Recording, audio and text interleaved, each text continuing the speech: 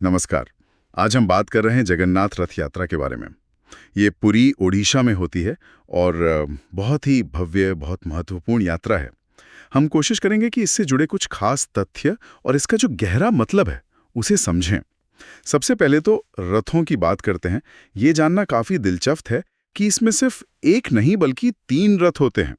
भगवान जगन्नाथ का रथ है नंदी घोष, जिसे गरुड़ ध्वज भी कहते हैं। फिर उनके बड़े भाई बलराम जी का रथ तालध्वज और बहन सुभद्रा जी का रथ है दर्पदलन। और ये यात्रा हर साल होती है ना, एक तय समय पर। जी हाँ, बिल्कुल। ये हर साल आषाढ़ महीने के शुक्ल पक्ष की दूसरी तिथि मतलब द्वितीया को होती है। ये अंग्रेजी कैलेंडर के हिसाब से देखें तो जून या जुलाई में पड़ती है। अच्छा, और आपने रथों की बात की, ये कितने बड़े होते हैं? मैंने सुना बहुत विशाल होते हैं। हाँ, विशाल तो होते ही हैं। भगवान जगन्नाथ का जो रथ है नंदी घोष, वो करीब करीब 45 फीट ऊंचा होता है। 45 फीट? जी, सोचिए लगभग 4 मंजिला इमारत जितना ऊंचा, और उसमें 16 पहिए होते हैं। 16 पहिए, और ये हर साल नए बनते हैं? हाँ, यही तो सबसे अनोखी बात है। हर साल तीनों रथ बिल्कुल नए बनाए जाते हैं, और वो भी एक खास लकड़ी से, नीम की लकड़ी से, जिसे पवित्र माना जाता है। हर साल? मतलब कितनी मेहनत लगती होगी? बहुत, इसमें पारंपरिक कारीगरी और महीनों का समय लगता है। और फिर यात्रा वाले दिन हजारों लोग मिलकर इन रथों को खींचते हैं ना, जी, वो मोटी रस्सियों से। जी हाँ, लाखों भक्त। वो नज़ारा देखने लायक होता है। वो आस्था, वो शक्ति। और देखिए, ये सिर्फ रथ खींचना नहीं है, इस यात्रा का एक मकसद है, एक कहानी है। भगवान जगन्नाथ अपने भाई बलराम और बहन सुभद्रा के साथ अपनी मौसी के घर जाते हैं। मौसी का घर? हाँ, गुंडीचा मंदिर। वो मुख्य मंदिर से कोई 3 किलोमीटर दूर है।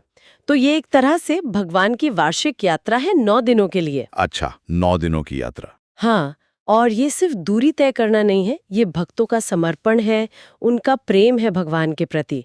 इसमें कुछ खास रस्में भी होती हैं जो इसे और भी मतलब महत्वपूर्ण बनाती हैं। जैसे कि? एक है पहांडी यात्रा। ये तब होती है जब देवताओं को मंदिर के अंदर से बाहर लाया जाता है। उन्हें कंधों पर उठाकर एक खास तरह से झूलते हुए गाजे बाजे के साथ रथ तक ले जाते हैं। उसे पहांडी कहते हैं। बड़ा ही भक्तिमय माहौल होता है। हाँ, सुना इसके बारे में। वो देखने में बहुत ही अलग अनुभव होता होगा। बिल्कुल। और एक और बहुत ही खास, बहुत महत्वपूर्ण परंपरा है छेरा पहरा। छेरा पहरा?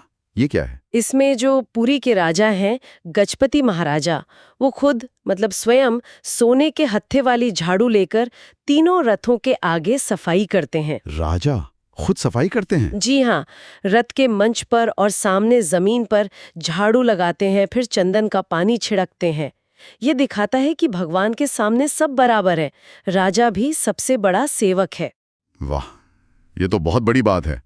मतलब सेवा भाव और समानता का कितना बड़ा संदेश है इसमें। बिल्कुल, कोई ऊंच नीच नहीं, ईश्वर की नजर में सब एक समान। अच्छा, एक और बात पता चली थी, जो मान्यता है रथ खींचने को लेकर। कहते हैं कि जो भी भक्त रस्सी खींचता है उसे मोक्ष मिलता है या पाप धुल जाते हैं, ऐसा कुछ? हाँ, ऐसी गहरी आस्था है। माना जाता है कि जो भी श्रद्धा से रथ की रस्सी खींचने में मदद करता है, उसे जन्म मरण के बंधन से मुक्ति की तरफ बढ़ने में मदद मिलती है, पापों का नाश होता है। शायद इसलिए इसे चलती फिरती तीर्थ यात्रा भी कहते हैं। सही कहा, एक तरह से मोबाइल तीर्थ।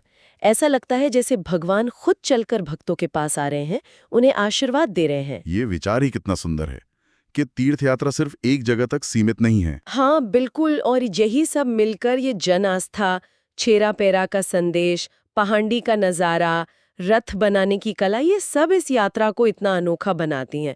तो कुल मिलाकर देखें तो ये सिर्फ रथों का जुलूस नहीं है, ये आस्था है, परंपरा है, ये समुदाय की भागीदारी है, और इसमें गहरे सामाजिक और आध्यात्मिक संदेश भी छिपे हैं, जैसे हमने छेरा पेरा में देखा। बिल्कुल सही। ये परंपराएं आज भी कितनी प्रासंगिक हैं। और अंत में शायद सोचने वाली बात यही है